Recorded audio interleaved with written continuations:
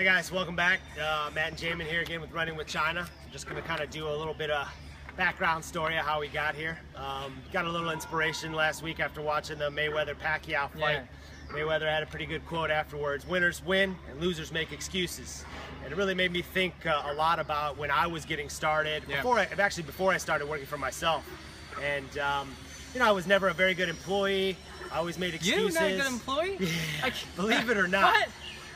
But yeah, you know, I used to make a lot of excuses, right? The project didn't work because my boss wouldn't let me do this, or the production team didn't give me enough support, or these guys screwed me over, you know. And one thing that working for yourself and kind of being the boss teaches you is, you know, it doesn't matter whose fault it is. It doesn't matter what the excuse is, right? Winners win and losers make excuses. And winning can mean anything, right? Getting the project done successfully, being on time, getting the product you want, building a brand, whatever, right? Maybe even just hitting a milestone in a long-term goal. Right. Yeah. So I guess the kind of the point here is, right, everybody can make an excuse for why something didn't happen. Right. But the people who are successful, they learn from their mistakes. They don't make the same mistake twice. And when they hit a road bump or they fall off, they get back on that horse and try again. So when we started our business, what was that like? What year was that? Right, the worst time ever to start a business. Let's right? start a business, 2008. Jamon, he says.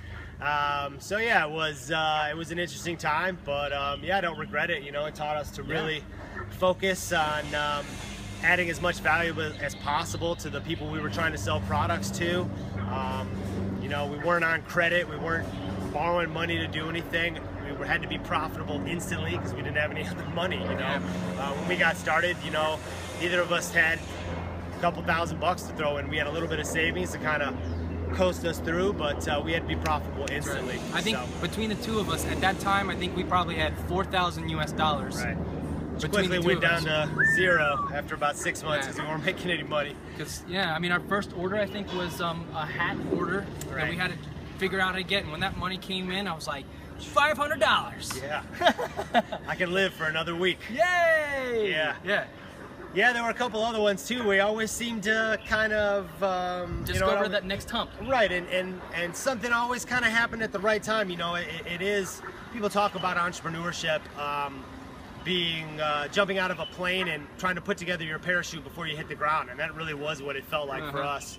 Right. We had a couple times where we were kind of skimming the bottom. I felt like you're in a plane and you're touching the water, you're bouncing off the ground, but we managed to pull back up, you know. There was always something else that got us through, or we made sure we found another project to get us over that. You know, you go, we got to pay the bills. Which reminds me of another Beastie Boys quote, right? You got to be in it to win it, right? Yeah. If you're not playing the game, you can't win, right? No choice. You can't score if you don't shoot on goal, right? So just to kind of remember for everybody out there, right?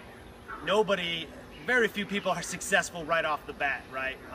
It takes persistence, it takes making mistakes and learning from those mistakes to kind of craft you into an entrepreneur. That's correct. Also realizing that the education, the learning, it's never finished, right? Just because you got an MBA or whatever, it doesn't mean anything really in the real world.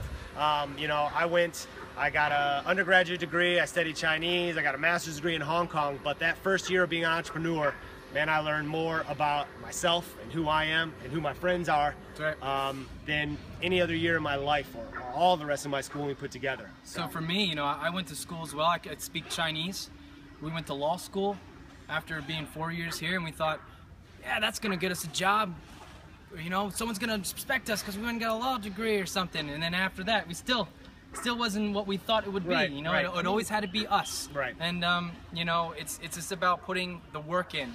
And we've been here for 10 years, and 10 years has put us every day getting better and better and better. And the more you put into it, into a specific skill, it's just going to get easier for you to craft along the way. You know, if you got a big block of wood, you know, to make it to a beautiful piece of furniture or something, it's going to take a while. And that's how I kind of feel about what we've crafted. I agree. And sourcing from China and working with China, you know, it's never going to be easy. Even being on the ground here, full staff, full everything, 10 years experience, we still have problems, right? Things never go smoothly. There's always a new thing.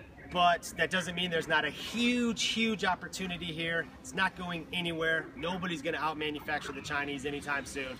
So this is the place to be to make products. This is the new hot spot, white hot economy, great place to sell into eventually. This is where all the action is, guys. So hope you decide to join us. Can't wait to have you. Take a look at the link below. Create great community. If you got more questions, see the opt-in box, join the mailing list. Get in the game, baby. All right. This is Running with China.